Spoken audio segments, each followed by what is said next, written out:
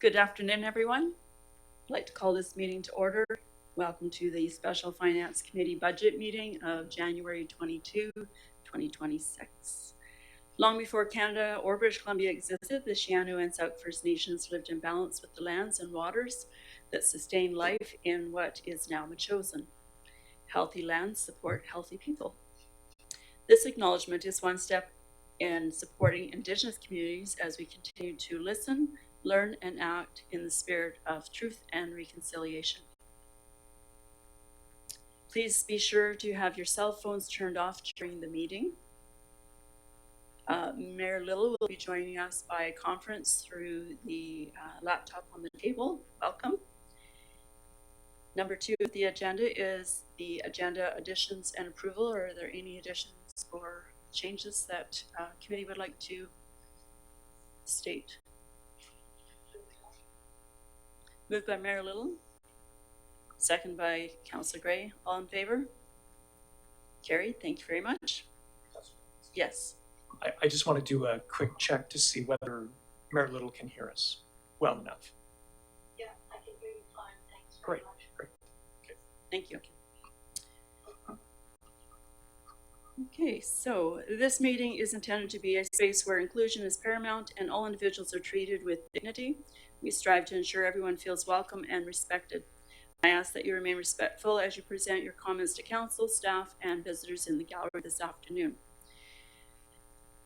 It is a moment now on the agenda to ask for public participation. Please note that all comments made during public participation will be heard by the Finance Committee and taken into consideration. Is there anyone from the community that would like to speak? If so, please step to the podium. You have 4 minutes to speak. State your name and the street in which you live.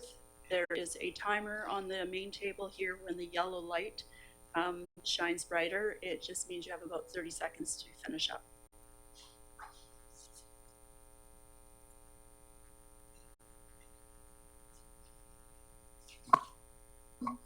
Gary Lamb, Hackmore Drive. I'm looking to clarify the agenda.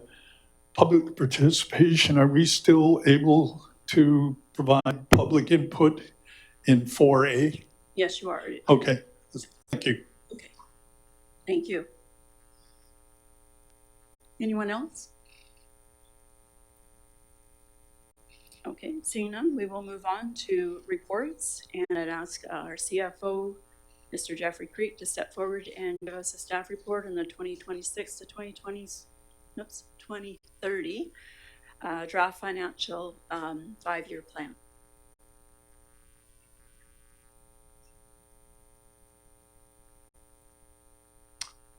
Thank you, Mayor and Council, or Acting Mayor and Council. So this is our latest report on the draft financial plan. So waiting on the BC assessment completed roll to come up with an estimated tax increase for 2026.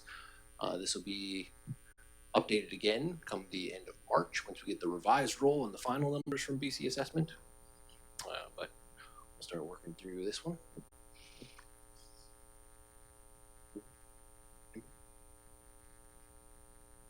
There we go.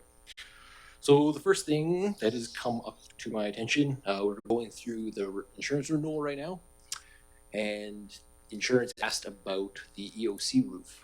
So back in February 2024, there was a roof inspection done on the municipal-owned buildings, and it said to seek a replacement for the EOC roof as soon as possible.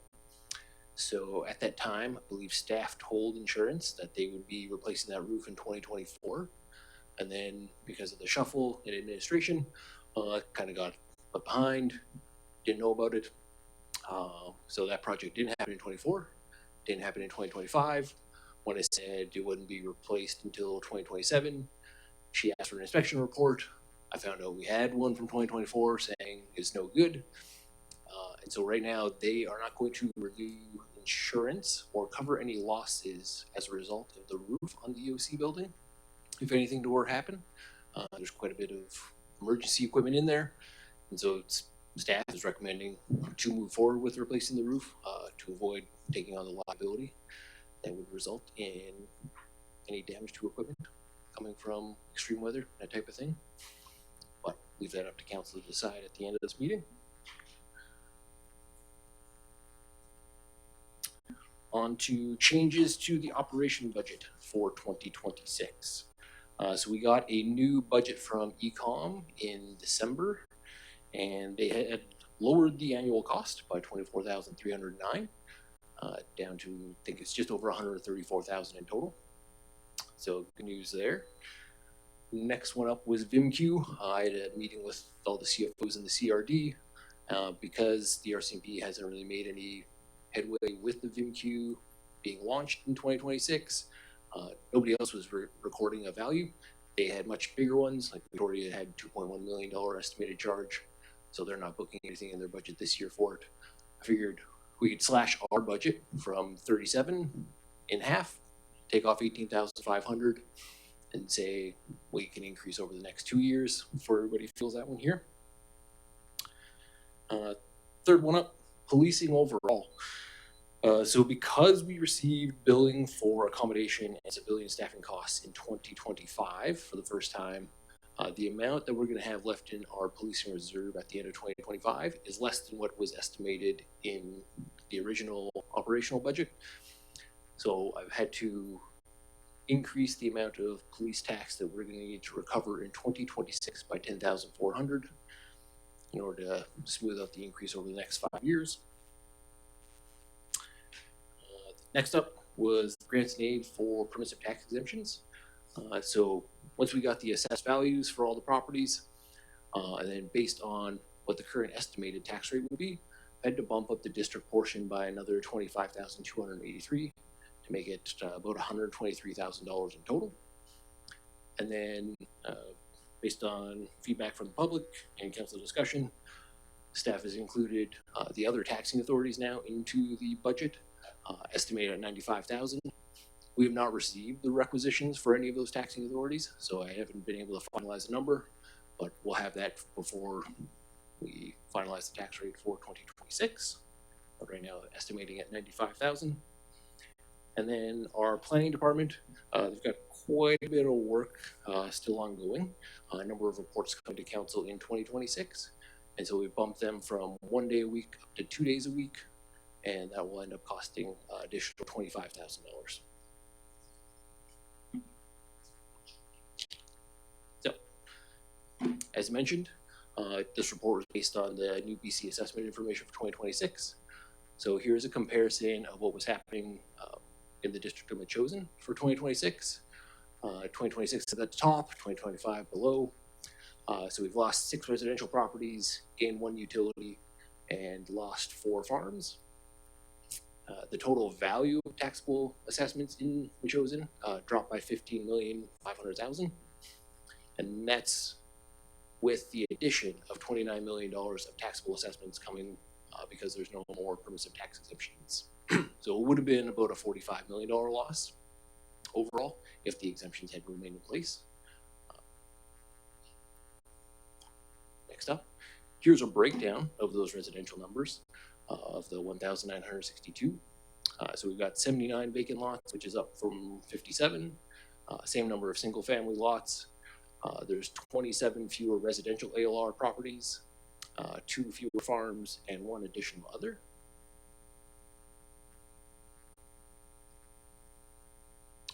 Some good news actually came out of the PILT assessment information. Our federal owned properties increased by a total of 47 million over last year, which is about a 19% increase overall. Now, there's a one caveat on here in that they generally don't pay the full amount that BC Assessment says. The federal government has a number of assessors who used to work for BC Assessment, so they know all how it's built, and they come up with their own numbers. So I haven't booked the full amount that could be collected into the budget just to kind of give us a buffer, but I have been able to bump up the amount of revenue received from PILT by a decent amount. So that has helped actually lower the district tax rate, the RCMP, and the Ecom, because we collect all of that from PILT as well. And so overall, in Metchosin, the average residential property went down by 3%, business, no change. Rec nonprofit went down by 1%, and farms were no change either. So when you're looking at this, if your property had a larger decrease in value than 3%, then your taxes are going to be lower than the estimated increase that we show here. And if your property increased in value, then your taxes are going to be higher than the estimated increase here. Next. So right now, based on the numbers that we know and the budget that we have, here are the different mill rates for Machosen, the RCMP, ECOM.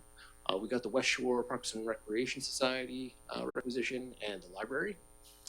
And this is where there's a bit of a change. So my original report showed West Shore Parks and Rec was going to go up by $1.90 and library was going to go up by $1.69. It's actually going down. West Shore is going to go down by $12.23 and the library is going to go down by $4.87. And this is because of that change in the permissive tax exemptions. Most of those exempt properties were class 8, and so they've got a higher tax rate or mill rate on those for West Shore Parks and Rec and Library. So because of the recovery on there, it ends up reducing, even though West Shore's budget increased by just under 1% and the library went up by 6.5%. The average residential property would end up paying less. Now, all that essentially just got moved onto the Machosen line itself, so save $17 over there, but your Machosen change went up by $17 to offset.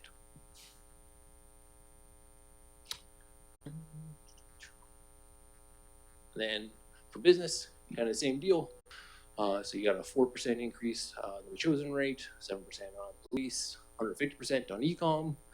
That's because of the full year charge and not as much coming from reserve to cover it. And then their West Shore Parks and Rec went down by $6.83 and the library went down by $2.39.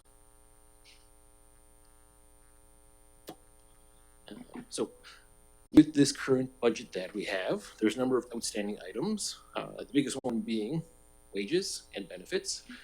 So that comes from our collective agreement, still in negotiation with the union. Don't know exactly when that's going to be finalized. Hopefully before April, but don't know how long these things go. Otherwise, we'll just stick with the estimate that we have and kind of keep accruing retro pay and that type of thing. The next big one is policing costs. Don't have all of them from the city of Langford for accommodation and civilian staffing yet. Once we get those in, then I can finalize how much we actually have in reserve to carry forward and then adjust the police tax rate as needed.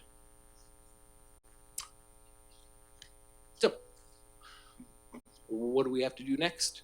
We've got to finalize our operating capital budgets. So whether or not we want to move forward with the EOC roof repair, any other changes that might be needed for the operating budgets. And then if we have no changes, we can have an open house next month in February. If you'd like to see some changes to the operating budgets, then we come back with another report in February, do the open house in March, and then April will come back once we've got the final numbers from BC Assessment, finalize the tax rate, get the financial plan approved, and then move towards tax bills. I think that is it. Questions? Okay, thank you very much for your report. Okay, committee, do we have any questions for the CFO? Yes, please do have a seat with us. Oh, Councillor Shukin? sure. And maybe begin with the EOC roof. Could I ask what the cost of insuring, if you can break it out, what the cost of insuring the EOC building? Can we do that? Good question. I'd have to take a look. Our last year's bill was about $44,000 for all property, and so I could break that out and see, take the number, take the assessed value of the EOC building, and then calculate that. But I don't know off the top of my head. Okay, fair enough. We'll bring that back for you. It may not be super relevant, but if we were to move ahead with proving the $45,000 for the roof, are we expecting that to just come from the currently allocated capital budget, or could it possibly come from reserves? Through the chair, that would end up coming from the reserve. So I'd end up taking that out of the reserve. We could take it out of the building replacement reserve, general capital, or the fire equipment, either either one. Okay. Yeah. I think that's an obvious one. Thank you for clarifying. Mayor Little, you have a question? No, I have no comment, actually. Do you want me to reserve those later? That's up to you, whatever you would like. No, I was just going to take that straight to the chair to the, excuse me, to the CFO, on favor of replacing the roof without insurance. And if it was, the roof was to fail, there's very expensive equipment in that facility in terms of communications, radios, computers. There's SAR equipment as well as a new vehicle. If those are damaged or lost completely, it would be a real shame because we wouldn't have the insurance to cover that. So I don't think I think we're in a situation where this is a must do as soon as possible. Thank you. Thank you. Councillor Gray. Thanks very much, Councillor Donaldson. I just had one question, and through the chair to the CFO. How old is the current roof? Good question. I do not know, but I gotta through the chair.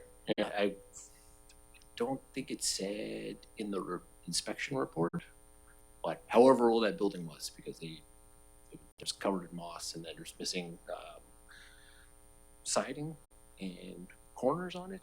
They were talking about, so they were saying it was well past its service life. Well, it sounds like it is, and I had spoken in favor of holding back when you heard from staff that we could wait. But different situation, not having the insurance. And maybe, Councillor Johnson, I like the idea of if we just tackle each item and get through each questions or take a round on each one, that would be a help as we go through it. And then can I just understand properly, we'll hold back on motions until after we hear from the public? Yes, Okay, thank you. Councillor Shukin. Thank you. Okay, so if we're proceeding as Councillor Gray suggests, and it's probably a good idea, I'm not sure what the next issue or matter would be. I've got no more questions or thoughts on the roof. Okay, so what we could do is two ways of doing it. We could go through the PowerPoint, as Mr. Creek does have the controller there to go through those slides. And then in the last page of the, or we can go through the agenda as it's written. They kind of go hand in hand. Yeah, I do have some questions about matters on the slide, but it might be good to go through the Okay. Mr. Creek's report. Okay, so right now we're in the part of the agenda, page 3 for discussion, which is the capital. So we've just discussed the EOC roof, and there's information on that. And then we go into the operating, and we have a chart there. So the first thing in the first category is the e-com cost. Okay. I have no comment there. Okay. Seems as a cost coming our way, and I'm happy to see it decreased. Right. And MQ is would be the similar comments. It's also decreasing. We're happy with that. Okay, and policing. Any comments for that?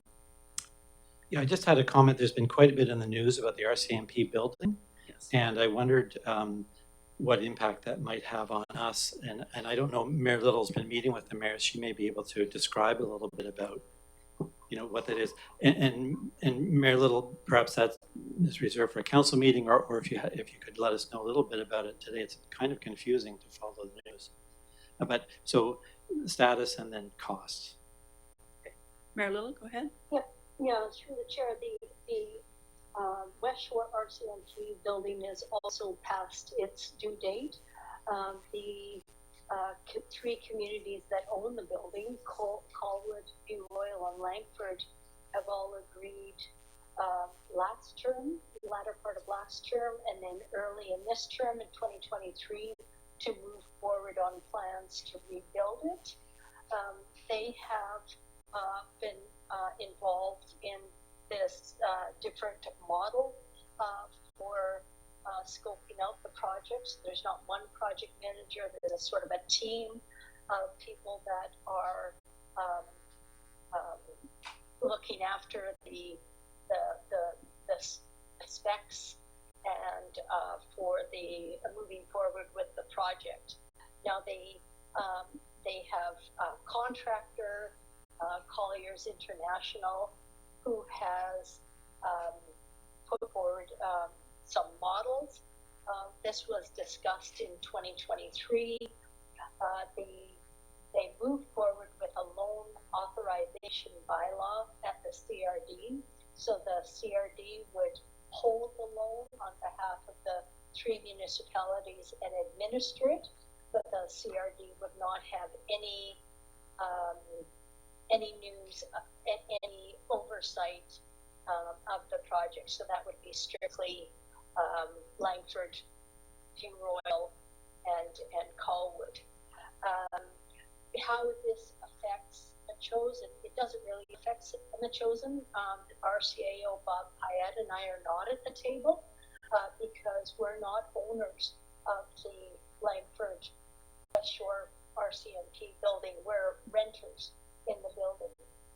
So your Councillor Gray, you asked about impact. I guess the longer this project is delayed, the cost will certainly go up and our rent will go up. I don't know about the overall cost of the building.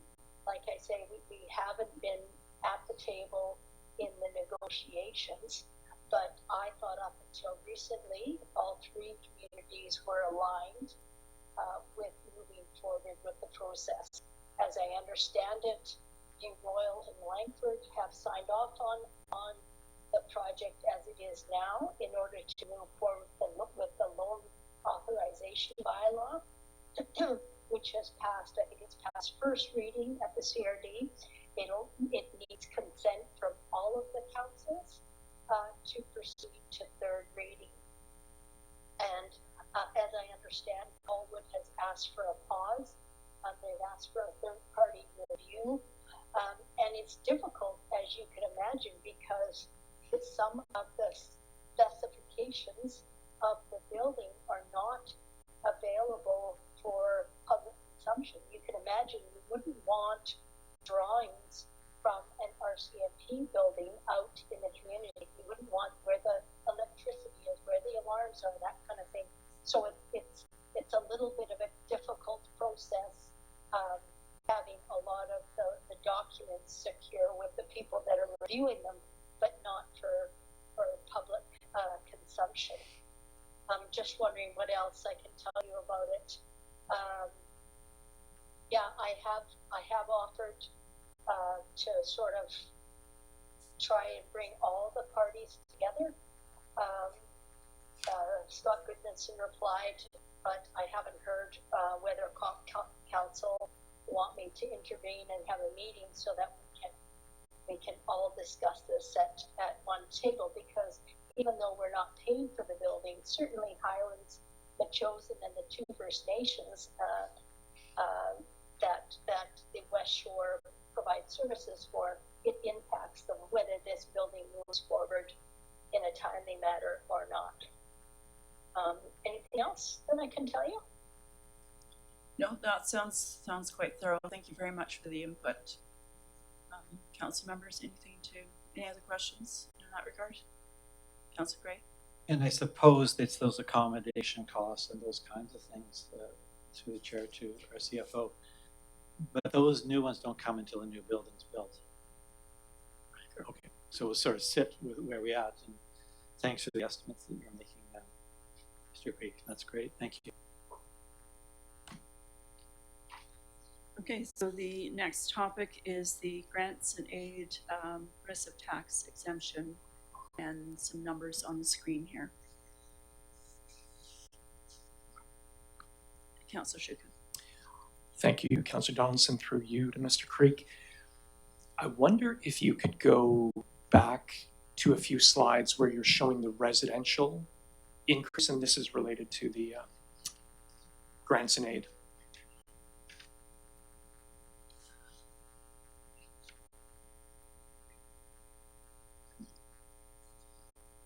Okay, so just so I'm clear, the big picture, the big finale, I think you're projecting a 3.9% residential rate increase right now. Is that what that says? 3.09%? Through the chair, no, it kind of sums up everything that's going in there, that 2.68, 5.78, 146, -5, -4. So that works out to be that $65.52 Okay. ends up being a 3.09% increase over last year's sum from those 5 mill rates. Okay. So not quite a 3.09. Just the district portion is that 2.68% increase. And then because the RCMP cost increased by $260,000, Yeah. Ecom went up from 45 to $135,000. Yeah. Those are the big drivers of it. But in total, you'd be looking at just on the district portion with RCMP Ecom, 16, 70, 82. So you're looking at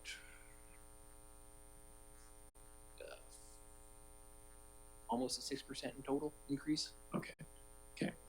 And that does include, so that my question is what is the projected tax increase, residential tax increase? And it includes what we've allocated or potentially will allocate for the grants and aid, the 95,000. That is inclusive. Through chair. Okay. Correct. Yeah. Great, thank you. Councillor Donaldson, just a quick point. We talked about the grant and aid and topping up the normal amount that we have in recognition of what I will confess to be a mistake. That I in terms of the way I voted, and I come to that reality after having spoken to many of the groups who are impacted by that. And I will note that there is one representative of one of these groups here today, so thank you very much for attending. This came up at a meeting a number of weeks ago, and I think we've been, in terms of bringing this forward, we've been open, and some people are worried about so-called transparency, but this has been talked about quite a bit.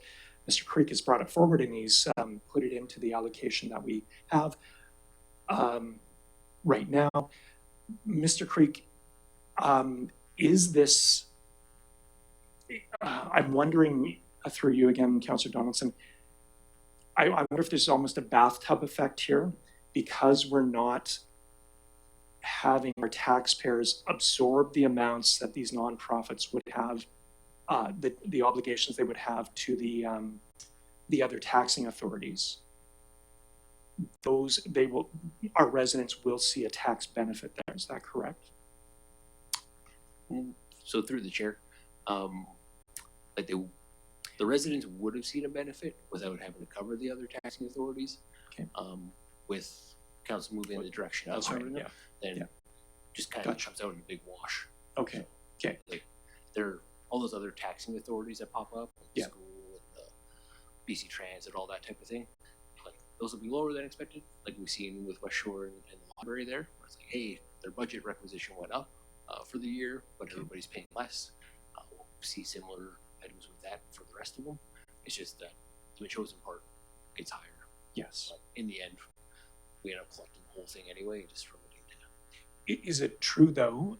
There's going to be some tricky, complex accounting here, but is it almost like, does it even out in a way, whether we absorb it, whether the residents pay to the other authorities? Does it balance itself out in the long term, or the bigger picture? If I Through here, yeah, it's basically a wash, right? It's like if you want to look at the whole thing, it's like, if everybody was collecting a total of $1 billion, whether we're getting it on that line or the other line, it comes out in the wash. So I wouldn't say there's much like tricky accounting. Like we just go into their tax accounts when we calculate the taxes and just say, here's your credit. Offset is to the grant and aid permissive tax exemption account. Done. Okay. Nothing too crazy with it. Perfect. Okay. Thank you. Thank you. Councillor Gray. Just on the same topic, and thanks for the questions to get that clear, Councillor Shukin. Through the chair, I wondered, Mr. Creek, the $25,283 district tax increase, could we just clarify that's for, I believe that's for, there were two new properties. That would be the BC Parks Foundation property that would come on this year. And the second was the BC Humane Society. I think that's what that figure is referring to. Through the chair, a little bit. What really drove it up was that the YMCA properties, even though we saw that recreation properties had about a 0% increase or a 1% decrease, the YMCA properties actually went up by double digits. So their value far exceeds what the estimate was when the reports were originally done, and that's what drives up the vast majority of that 25,000. Was the properties went from worth like 2.4 million to 2.8 million. That type of thing. Thank you. Okay, so let's move on to the next topic, which is planning. Could I just Councillor Gray, did you have a Can I comment? just drop back to the grants and aid? So the $95,000, that accounts for, I think, that would be like just over 3% of the tax increase that we're facing at the residential property owners. Through the chair, correct. Thank you. Okay, planning. Councillor Shukin? I wonder if I could ask either Mr. Payette or Mr. Creek. I have big plans for the planner in 2026. I expect that with the buffer land, she's going to be a very important person in terms of moving ahead with that. The fire hall, I think, is going to use her assistance as well. And there's just, I feel like increasingly matters around land use planning and planning for the district get more and more complicated. So I can see the perfect rationale for moving our professional planner from 1 day a week to 2 days a week. But I wonder if there's anything else that either Mr. Payette or Mr. Creek are anticipating in terms of the planner's use.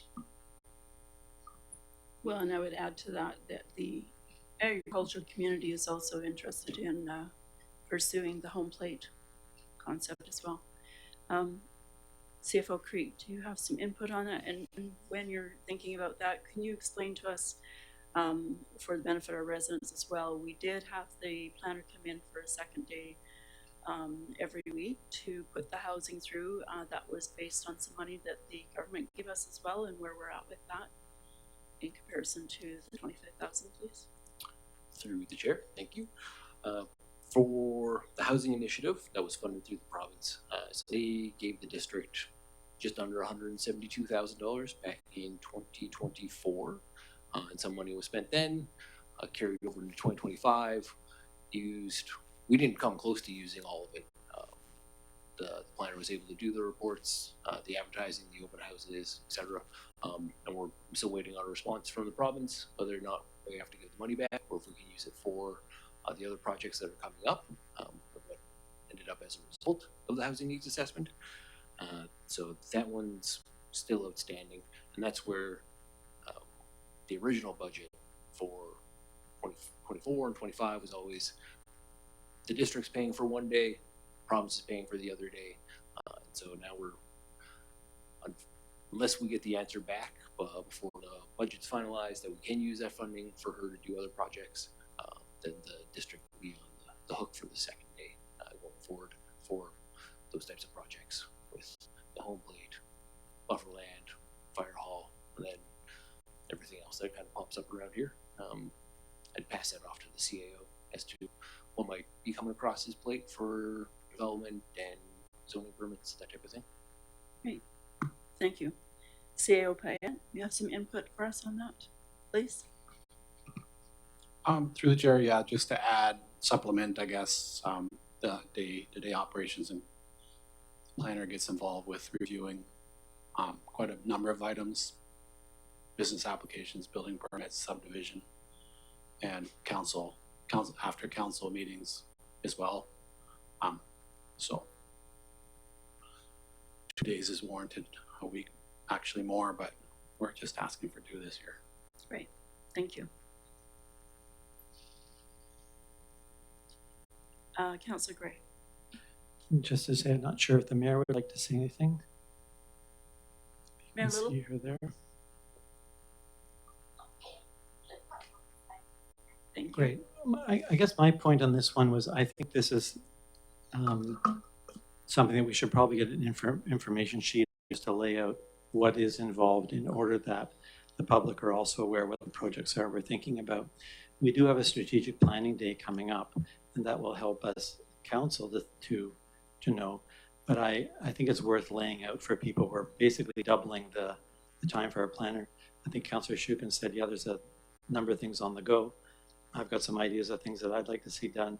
We're kind of held back in Metchosin by the size of our staff. And I just heard the CAO say maybe we need more time. So I think just a sheet that lays out what the projects are, what we're doing differently would be helpful. And I want to thank the CFO for the explanation just now about why the cost is so much less than what we budgeted in the past. And I gather that's because we didn't actually use all those funds. So that's helpful. Thank you. Thank you. Okay, so we have some outstanding budget items which the CFO has explained about wages and benefits, police costing. Any other comments on that, Councillor Gray? Just a question through the chair to the CFO. I take it all of these items, or there's 3 items, will all likely increase the budget and therefore tax rates? Through the chair, yes. We've already seen increases in our dental benefit and extended life. Still waiting on short-term disability, long-term disability, ADD, weekly indemnity, and then wages will go up by whatever the region is kind of going with. So we're waiting on other municipalities to finalize their agreement before we do ours. Thank you. Councillor Shukin? Through you, Councillor Donaldson. Mr. Creek, do you or Mr. Paya have any idea how many bargaining tables there are right now? The union and local governments? I think there's a few, right? Through the chair, off the top of my head, there's CRD's working on it, City of Victoria, District of Saanich, maybe the CAO has a few more, but those are the ones I've heard. Oh, there you go. BC Ambulance is going for they're potentially striking.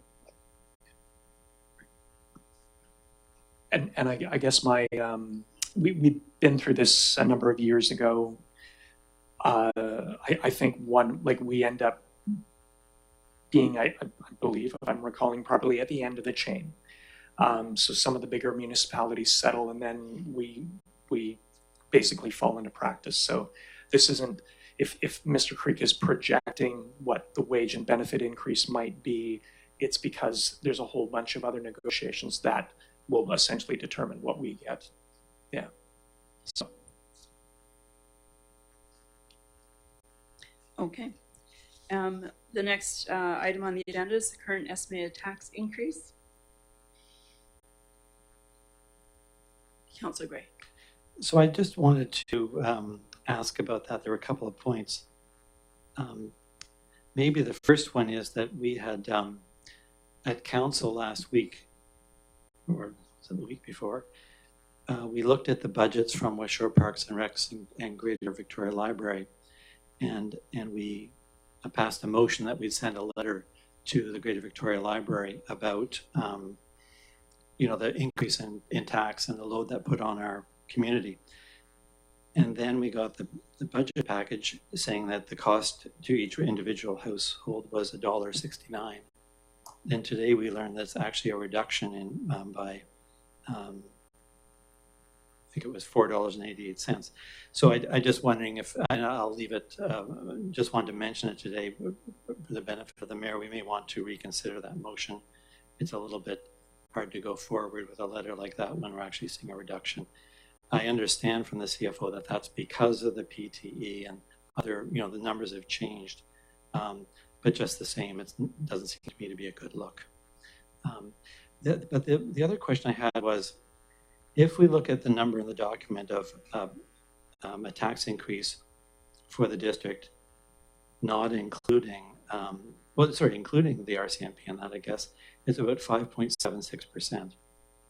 I'm taking the $83.07 and dividing by $14.43, some figure we had earlier in the cost, the 1% cost per household. So that means that if that's more or less something like that, 5.76, then we take away the permissive tax exemption, 3%. We're down to about 2.5% tax.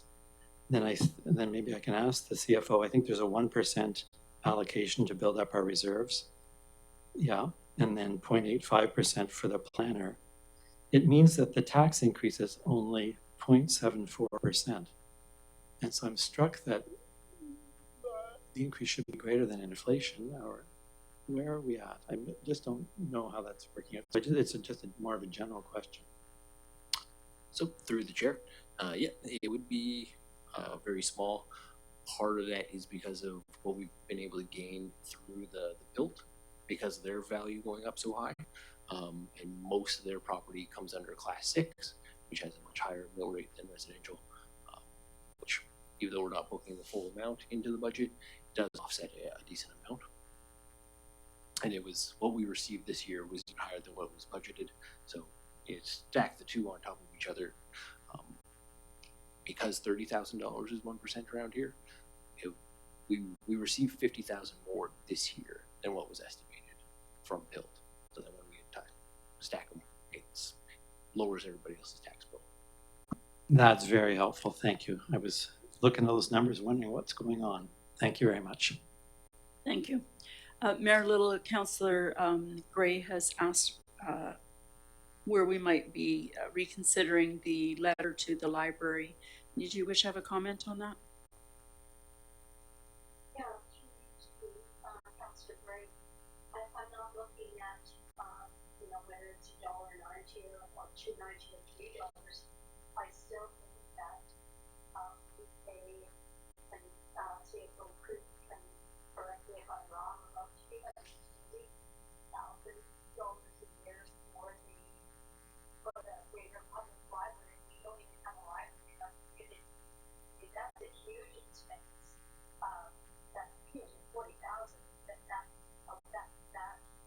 towards the school, for instance, could do, and that's per year. That could do a whole lot of good. And I just think it's important that we communicate with the library that we are doing this. We don't get any libraries within our community, even a mobile library in our community. And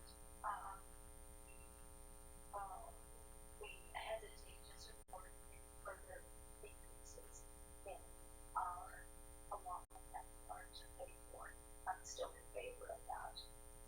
Thank you. Thank you. Councillor Gray. Well, I guess we'll have a council meeting coming up and we can maybe chat about it a little bit more then. It seems to me we're, some residents are about 15 minutes away from a library, and if you live lots of places in Victoria, 15 minutes away from a library, it's not really that far. And we do have the service available to our residents. But I'm also concerned that we play, and in your role, CRD Mayor Little, is to, you have been the vice chair, and I think it's important that we support the regional services that are important to our residents. Thank you. Okay, so any other questions on the budget thus far? Okay, the next part here is next steps. So there is a question before us. Does council want to add the EOC roof repair to the 2026 capital budget? Yes. Yes, okay. Do we need a motion for this? Just, yes, I need a motion to answer that. Just to say, I support it as well, but I asked earlier if we're going to hear from the public and get their views before we start going through motions, or either or. I'm okay on the ELC roof. It's straightforward, but we may want to hear from the community. Yes, we could do that. So This would actually be a good time to do that because it comes in between some of the things that are before us. There's also on page, I think it's the last page, page 7. Are there any comments about the spreadsheet that's in the package? Or are we satisfied that we've covered this off? Councillor Gray. Yeah, thanks for that, Councillor Donaldson. I want to say thanks to the CFO for putting all this information together. It's a pretty complicated thing to bring it all into one piece. But when I looked at the document, before the meeting, I realized that I couldn't understand the sheet in front of me. And that's because it doesn't track with the quarterly financial reports. And so you can't actually tell by looking at the document what we're actually approving. And so I had a word with Mr. Creek and the CEO yesterday. And so today, at council, we've received some more refined documents that show us more or less by department within the district what's going on. By the way, it's not talking about a line-by-line budget, but rather 30,000 feet look, but sorting the numbers out a little bit differently. And so I want to say thanks for the summary we got today to look at. But my concern is that before we proceed, we should take a look at those documents and share them with the public so they too can read the documents and let us know what they think for those that are interested before we move to approval. I'm kind of thinking that once we complete the budget and at our point of approval, I'm not talking about the bylaw, but the financial plan, we should be able to track from that, then to our quarterly reports, and then to our, what do we think about our review of the quarterly reports tied back to the budget, a sheet that we have actually approved here at the table. And then we can follow it all along.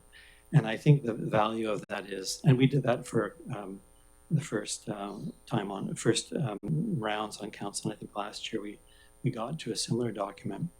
I just think it's important in terms of the two big pillars that we've got of transparency and then accountability. I think in the end, it's accurate to say that the CFO does need, or the CEO does need to eventually move things or aggregate things into the categories we see before us on page 7 for the bylaw.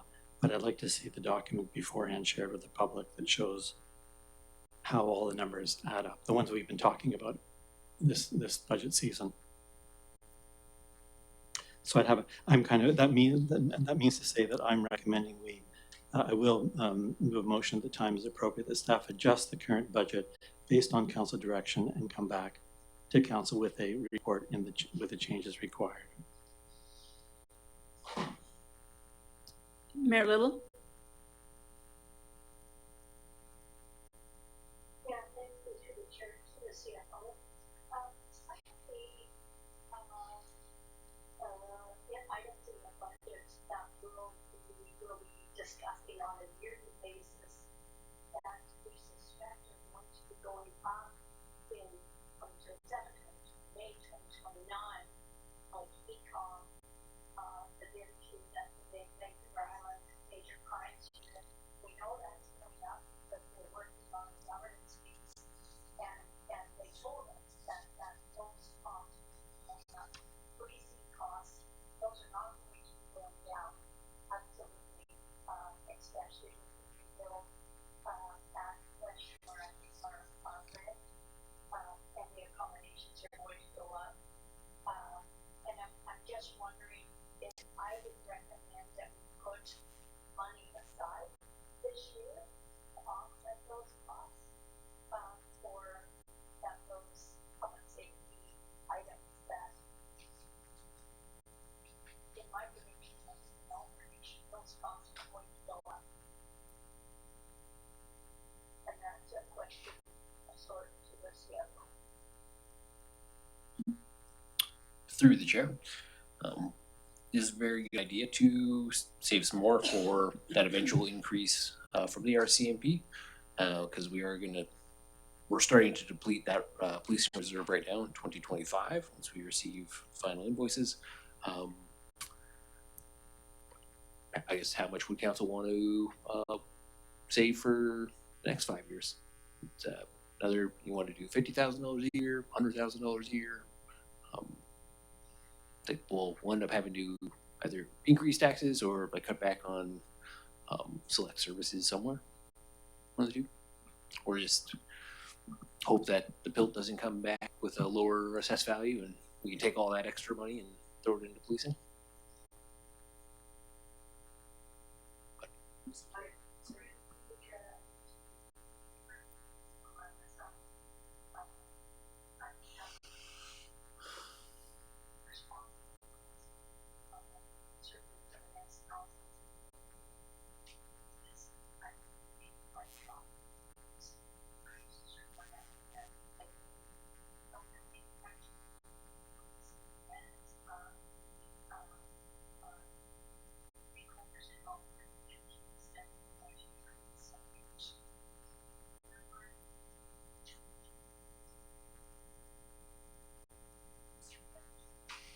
Yeah, through the chair, obviously I agree with all that prudent discussion for the future.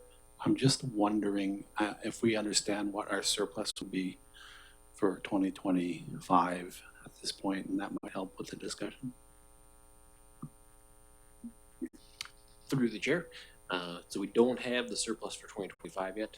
Still waiting on the last invoices for December. And then once we get all that booked in, accrue for retro pay on wages and that type of thing, then we'll have a number. Should be able to have this all figured out by mid-February. That's when we'll come out with our fourth quarter budget report and show how everything worked out. And then we can have that kind of a number and see if maybe the surplus is good enough allocation for that. Councillor Gray? I want to support the mayor in the idea that we put some money aside. Yeah, but I guess the question, or not the question, but the comment the CEO has just made, and Mr. Creek, it sounds like that number, we might be able to define it a little bit better. Hard throwing it right back at you, Mr. Creek, but would that be reasonable? Like as those numbers come in, that you might give us some closer ideas of whether that's the right amount or what, and what we lose by doing that in terms of where the surplus would have gone otherwise. Through the chair. Yeah, we can. I don't know if you're ever going to have enough money saved up to pay for the RCMP. That cost is just going to keep going and going and going. But what it does pull away from, right, is our wonderful asset management plan. So more money we save for the RCMP, more money is going to be required for, or it's not saved for asset management and that eventual hit that the district's going to take. So one or the other. Good point. Perhaps when we come back, we can look at that and get that idea of that trade-off, because I think you're making the point that putting the money away is a good idea, but we can only put it away once. Councillor Shukin? So it sounds to me, based on all the discussion here, that it might be appropriate for another budget meeting coinciding with the release of the 2025 report, and then Mr. Creek can provide us with options, tie up some of the matters that Councillor Gray has raised, and address Mayor Little's issues, or not issues, her ideas of putting away money in the reserves for policing. So I think it would be good, though, to give Mr. Creek an indication of our support for the items indicated here today or on our agenda. PTs being notable one, EOC roof, and planner as well, extra time for the planner. Okay, so before we go much further, I think we should hear from our public. Okay, so I'd like to invite the public to the podium again, as we did with public participation, for your input, or observations and ideas or concerns, and anything else related to this meeting. Please come to the podium, state your name and the street in which you live. You have 4 minutes to speak.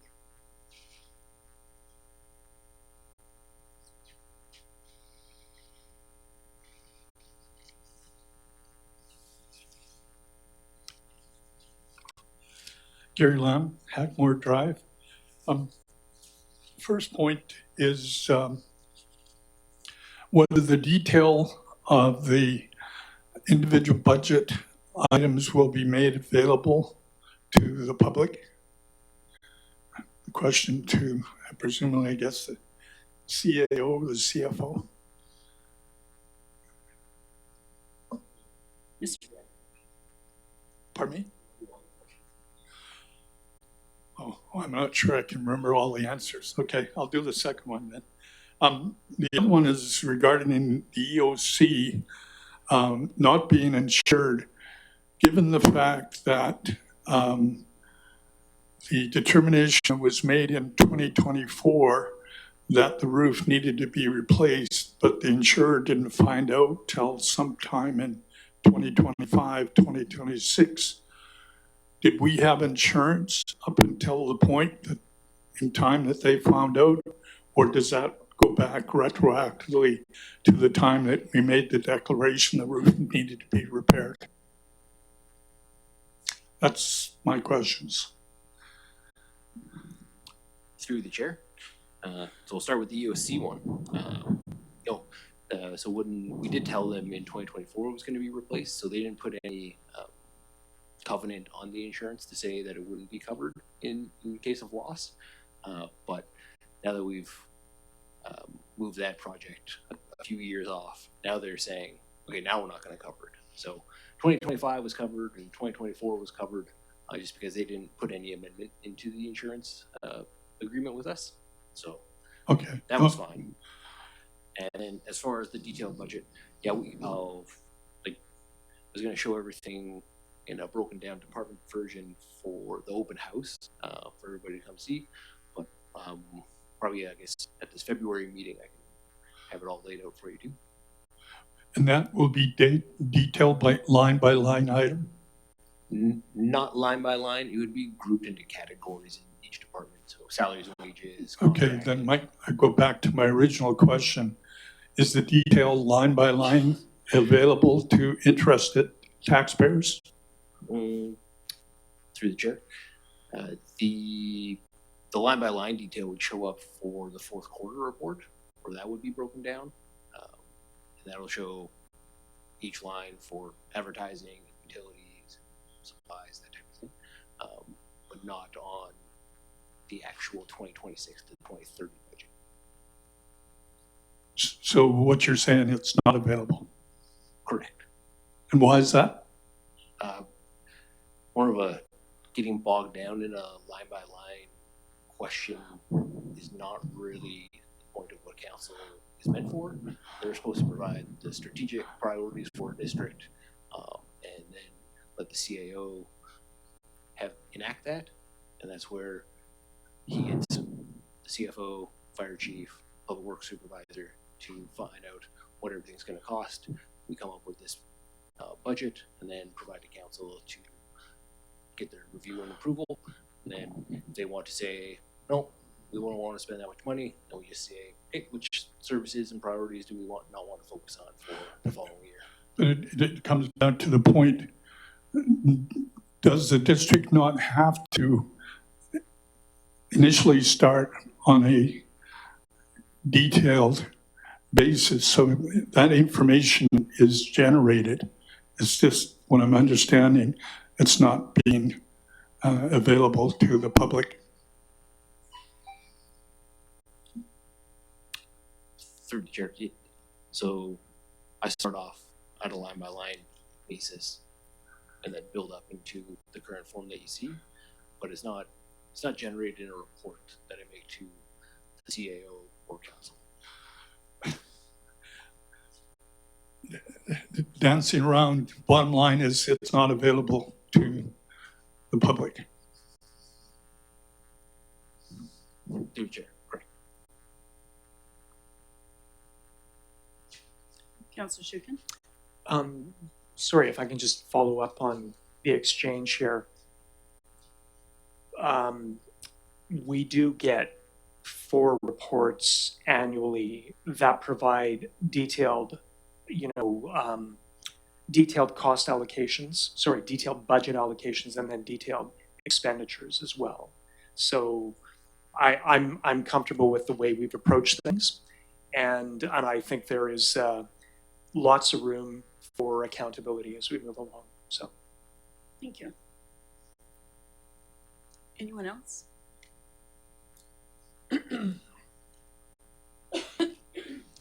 Stephanie Longstaff, Pears Road. I just have some questions. On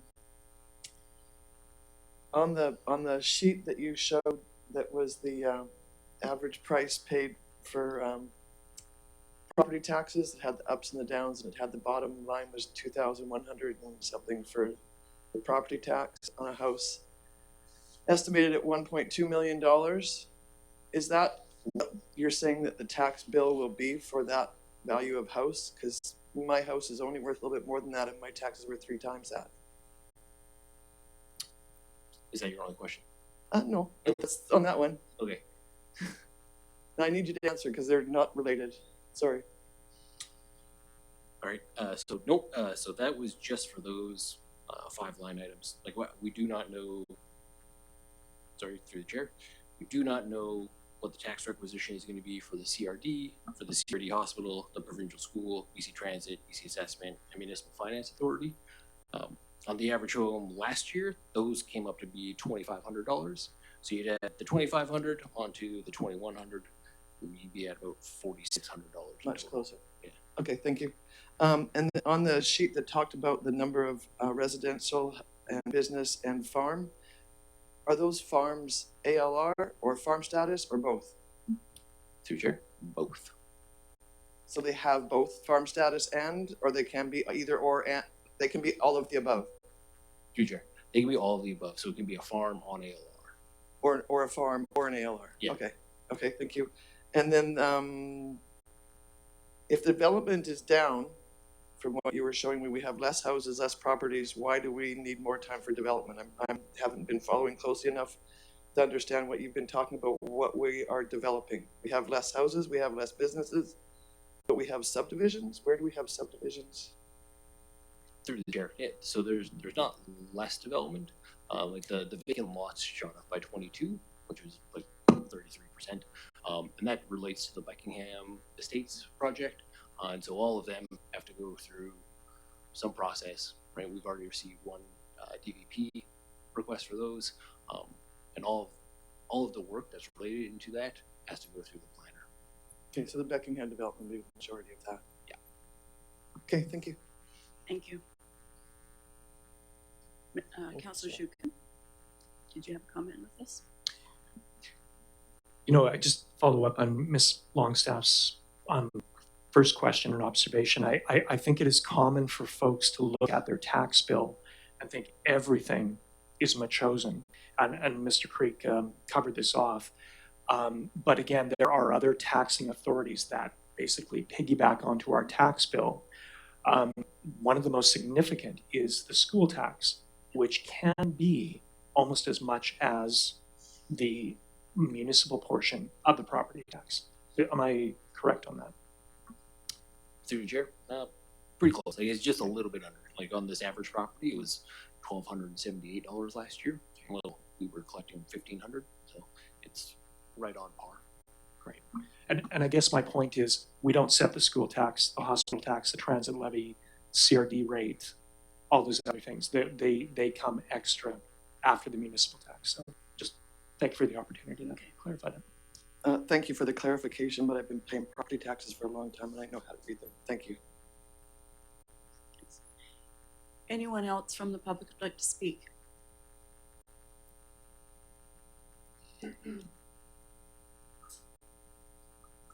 Thank you. My name is Sarah Herring, and I live on East Souk Road. I'm a representative of the BCSPCA Wild Ark facility in Machosen. I wasn't planning to speak tonight. I was just here to listen, but I just wanted to thank the committee and council for the reconsideration of the property tax exemption decision, and we look forward to participating in the grant and aid session in the coming months. Thank you. Thank you very much. Okay, committee, Councillor Gray. I just had a couple of questions about the budget in general, and I understood that today we're meant to cast our eyes back to what we've already talked about. and we've added a few things and we've subtracted a few things along the way. And I wanted to know, and I'm just not a good recollection, but in terms of ditching, we've had the atmospheric rivers this year again, and I wondered, are we doing, have I got some money in the budget for ditching this year? Through the chair. So we have increased the amount of ditching just by the regular inflation amount, bumped up most items by. We didn't do a whole lot of it in 25 or 24. If we like to spend more, kind of waiting on a few other items to get lined up before we go full bore into it, because there's the testing of the dirt that comes out. If it's contaminated, it ends up having to be shipped across the Malahat and becomes very expensive. And that's one of the reasons why the district has generally in the past avoided doing it, because it turns into a 6-figure project. But if you would like to add more to it, because Public Works has identified quite a few, thanks to the 6 weeks of rain, that there are a bunch of areas where ditches and culverts are clogged and overgrown and need a significant amount of work. But I'll leave that up to council. Thank you. I was just thinking about that issue that we've got with, potentially flooding or blowing out roads or whatever. So I would be interested in a recommendation from staff if that number should change. In other words, if we need more money, please let us know, and we can take a look at it. It seems to me it's an important one given the heavy rainfalls we've got. And I'm not speaking against the idea that we not ditch in some locations, but I understand there are locations where that'll become a concern now with the heavy rains.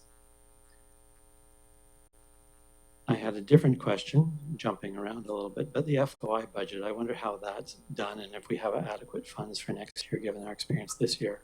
And that's sort of a question, I guess, tied into the quarterly reports. Through the chair. So all the FOI requests basically come out of our contractor budget in administration. So for 2025, worked out fairly well. It is over budget, but that's because we also include legal costs in there as well. It's hard to estimate how many FOI requests you're going to end up getting, and then whether or not staff internally can do it all, or if we have to reach out to a third party for it. So I could speak with the corporate officer and see what her idea is and what she'll need help with, because I know she's we do have the election this year, and she's going to have to spend quite a bit of time getting that prepared. Yeah, super. Just wanted to mention it in case it's something you wanted to adjust before we finalize everything. And I did have some questions about capital budgets, and I wonder if we're dealing with those. Did you want comments on that today, Mr. Creek, through the chair, or are we going to have another meeting to talk about some of those things? But some are still outstanding, I guess, from our discussion that we've gone through. Through the chair, today's main focus is on that EOC route, because that's the only one where the insurance is actually due before the start of March. So I just need to get an answer on whether I can tell them, yep, we're moving forward with it, or whether, yeah, we'll take the liability and hope for the best. But we'll dive into the rest of that in February, March. Super, thank you. Well, maybe I'll just mention so other members of the council are aware, I had a conversation with the CEO and CFO this week about a question I was wondering about, and it relates to the road budget. And I noticed that back in 2021, we budgeted $1.38 million. 2022, not that different, $1 million. And 2025, we spent $664,000, so quite a dip. And then our proposal is that this year we'd spend $800,000, again, much less than previously spent. And so the CEOs agreed that the CFO would take a look at modeling raising the 2026 roads budget to, I think we talked about $1 million, the amount that'll be amortized, to see how much that would reduce that $3 million funding gap we've heard about for our reserves. In other words, that we would lift the amount of spending if the roads warranted, repairs, rather than delay repairs and then down the many years later or 10 or 20 years later, take on a much bigger hit in terms of repairing the roads. So that's something that's coming along.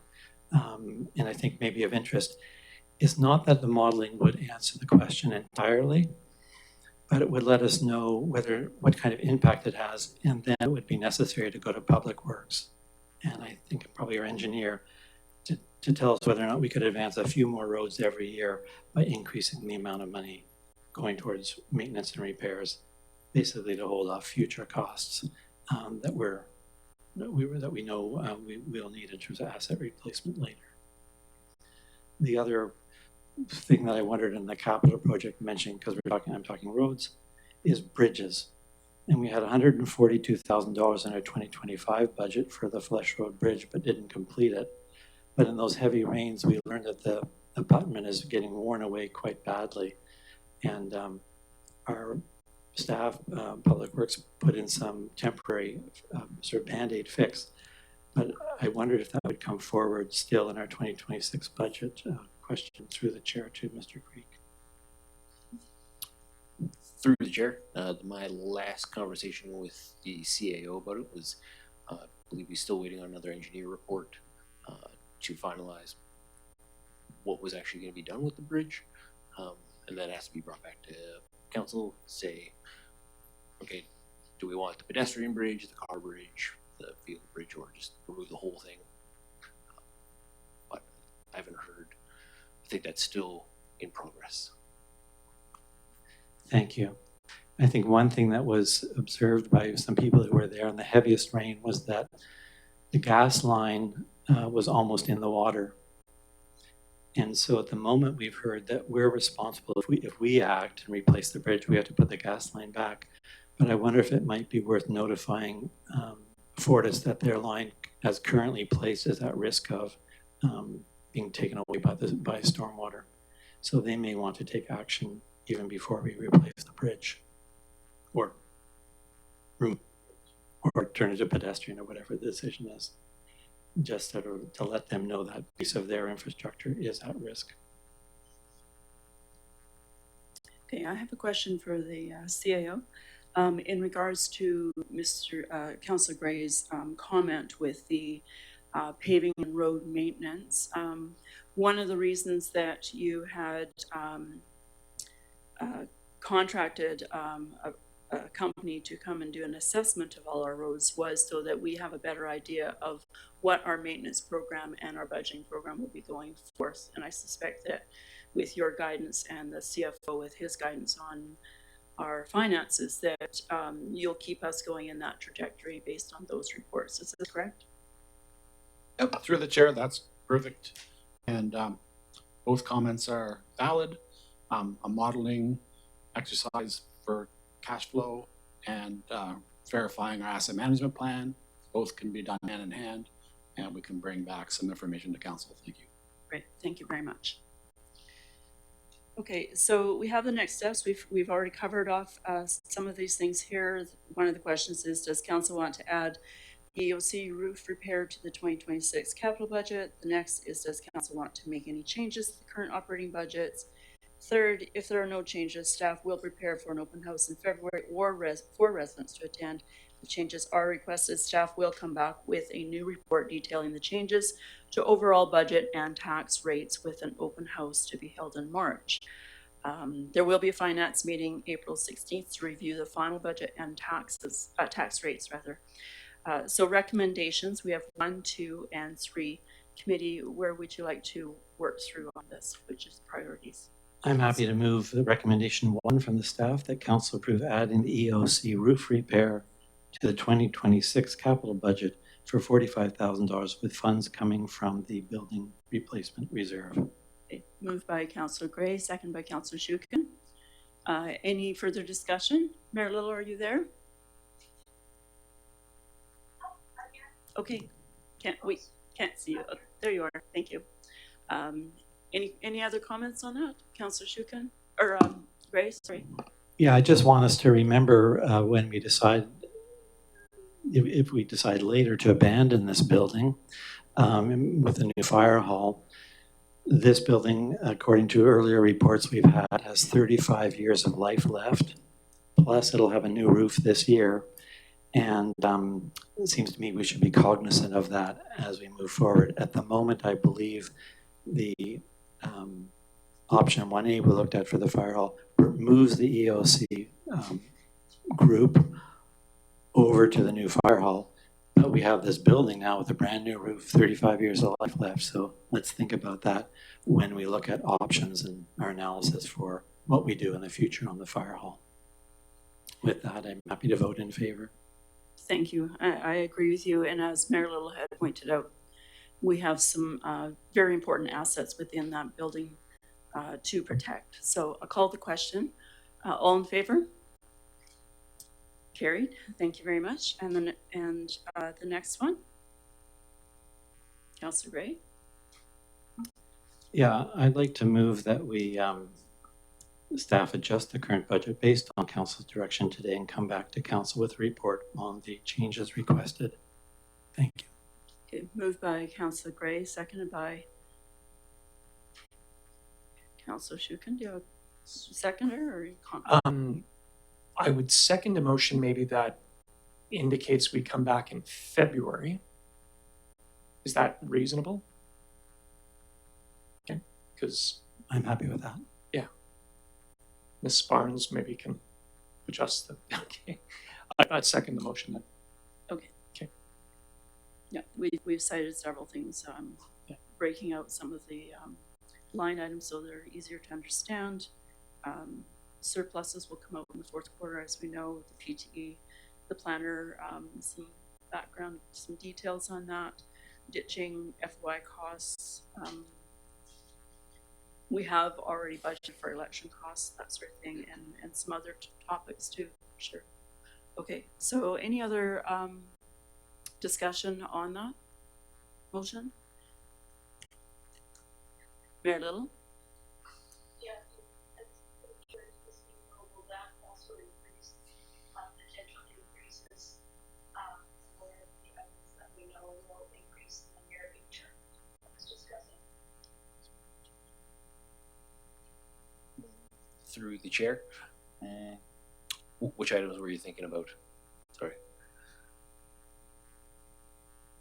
Yeah, I was thinking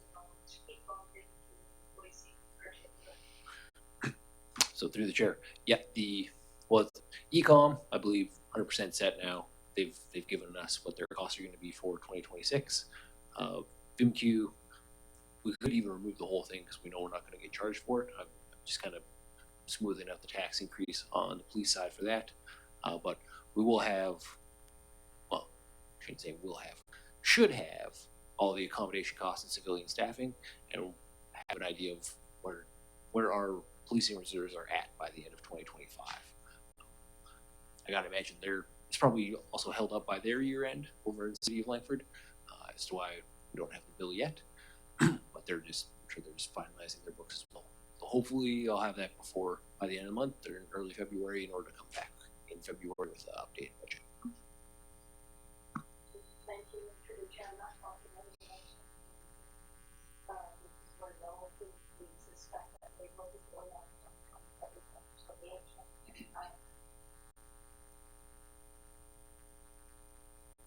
Councillor Shukin. Through you, Councillor Donaldson, a question to Mr. Creek. Do you have sufficient guidance from us to include the additional amounts for the grant and aid and also the planner, her extra time? Through chair?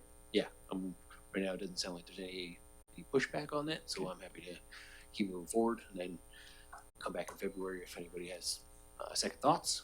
Have a discussion then. Okay, any other discussion?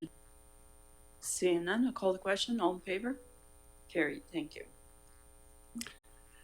Councillor Donald, I had a different issue I wanted to raise, or part of the package here. Okay.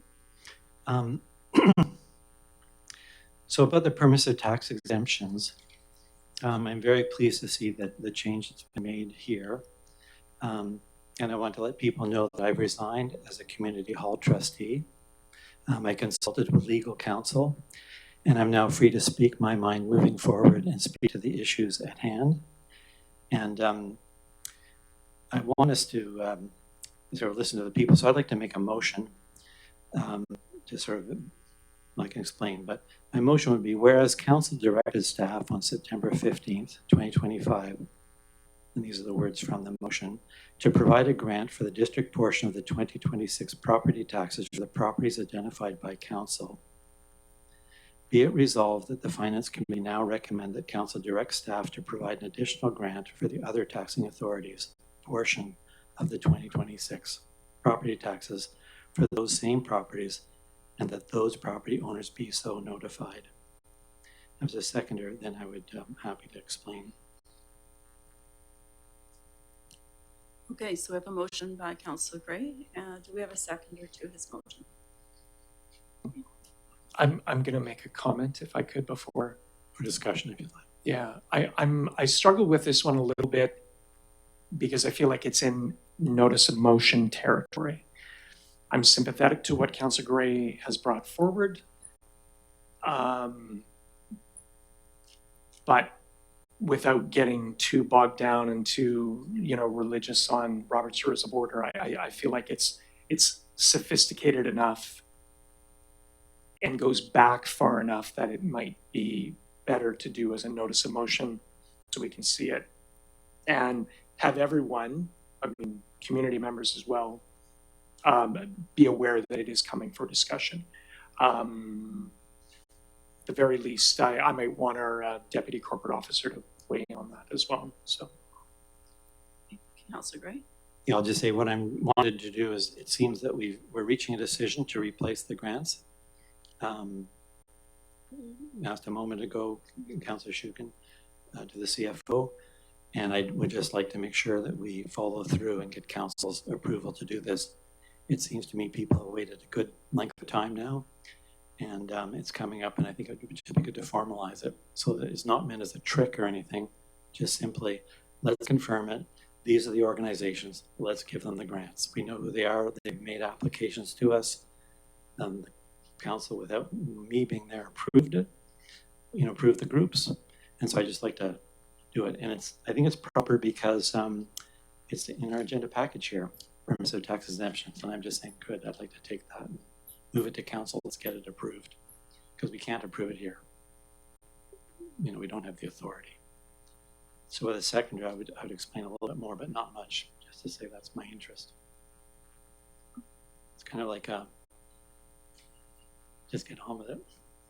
Councillor Shukin? yeah, I'm very sympathetic to what Councillor Gray has brought forward. My concern, and again, I've spoken to this a number of times now, but my concern with this particular, the way this is introduced, I feel like there's a bit of a procedure breach. Not breach. I'm not sure procedures being followed here. So,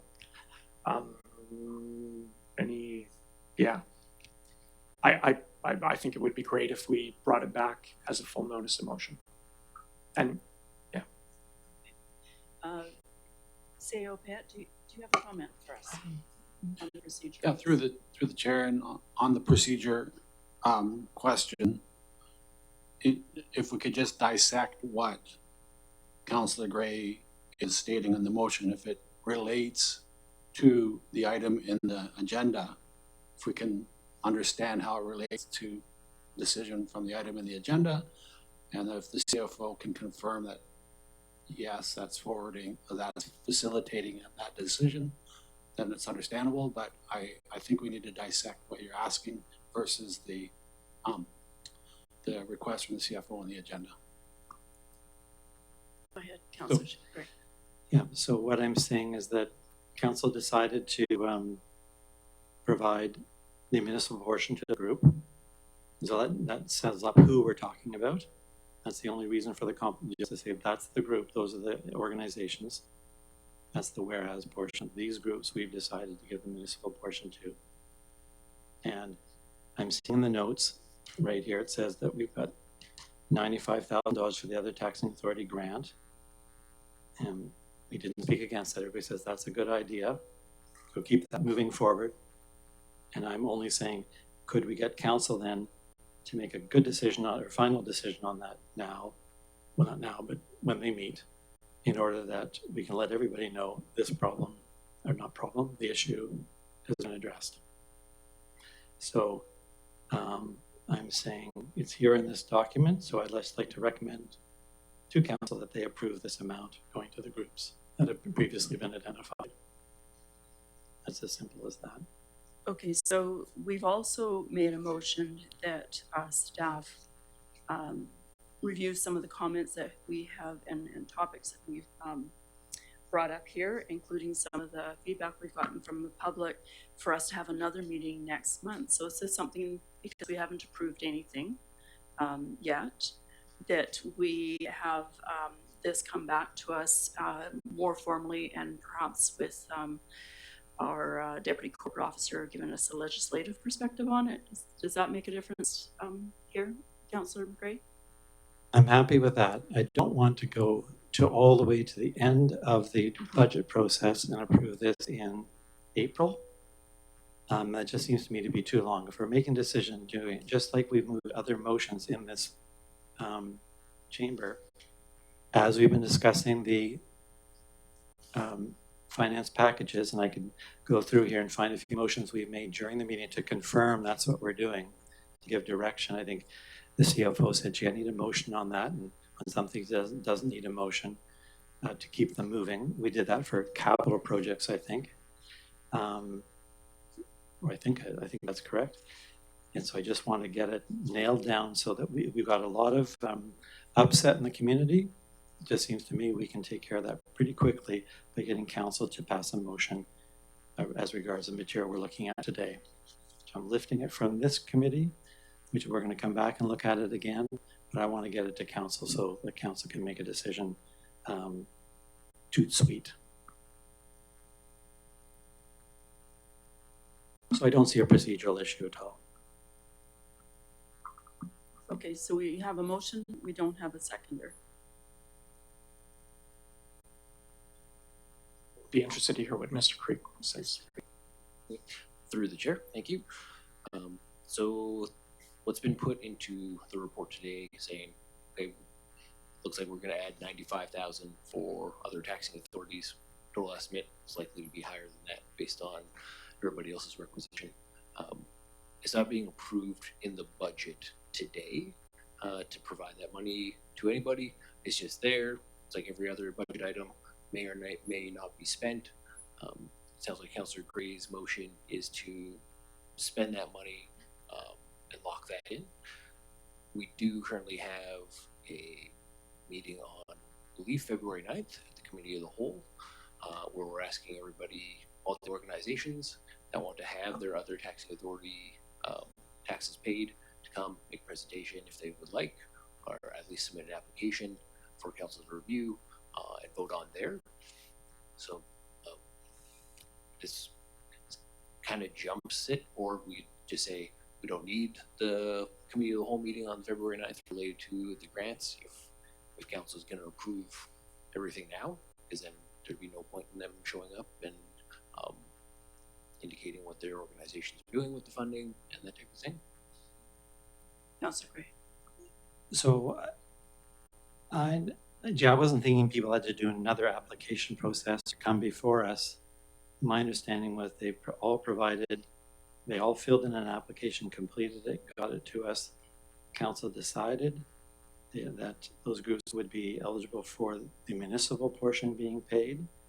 And I don't know why we put them through another application process. I think Councillor Shukin and the mayor met with most of the groups as well, unless there's questions and we think we shouldn't proceed with them. But I thought we're clear about who the groups are and that we just want to get on with it. So that's the rationale.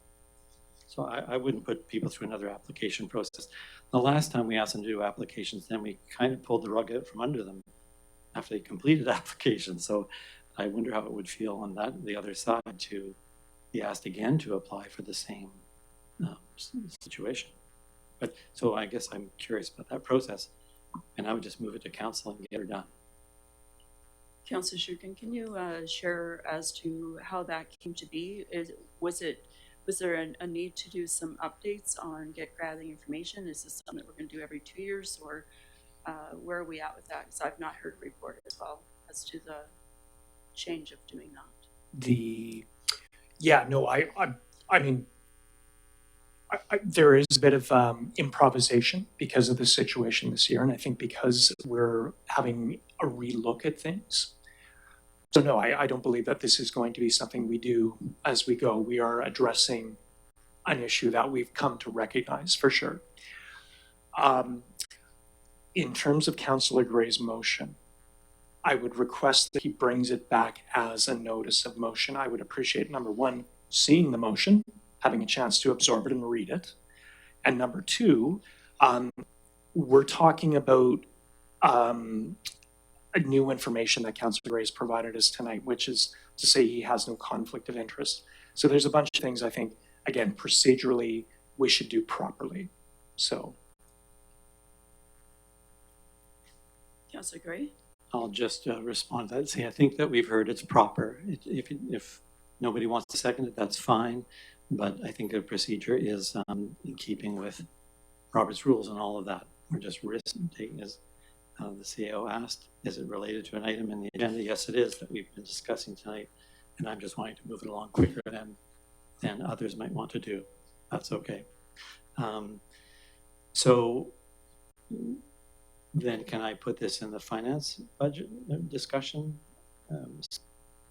Or do I ask the chair to put it in, or how does it work? Or you want it to go some other, you want to notice a motion at council table? What's the process that, I don't think this is against process or anything. I don't know why we go through a different process. No motions can come out of the documents that we have in front of us and the issues we have in front of us. Perhaps I could ask the CEO to clarify what's wrong with this, with the motion coming forward today. CEO Pat? Well, I understand you don't have a seconder, so that's one clarity. And I understand from CFO that we don't need decisions tonight from the committee. It all goes to council. So I believe there'll be an opportunity at the council for notice of motion or decisions on the reports that are brought forward in the agendas for council. To the chair, thank you. Okay, so where we're at with that is we have a motion, there was no seconders, so it doesn't go forth. And Councillor Gray can bring it forth at either a council meeting, committee of the whole, which should be later, and we have the presentations, or at the next finance meeting, which I do not know what the date will be, because we don't have a date here. That's where we're at with that. Thank you. Okay. And then maybe I would just, we did have a number of discussions about capital projects at the last meeting. And subsequent to that, we received the Parks and Trails Master Plan. And I think there might be a need, or not a need, but be appropriate, given what's in the master plan, to perhaps take a look back at some of the capital ideas that came forward, just so that they match up, rather than proceed as we've got in some of the capital projects, and then looking at the Parks and Trails Master Plan and having them sort of knock heads a little bit. So we can bring that up when we get back to the when we get back to capital projects. Okay. Any other comments about the meeting this evening? Okay. Seeing none, I would ask for an adjournment. Motion by Councillor Shukin, seconded by Councillor Gray. All in favor? Thank you very much for your input. Thank you.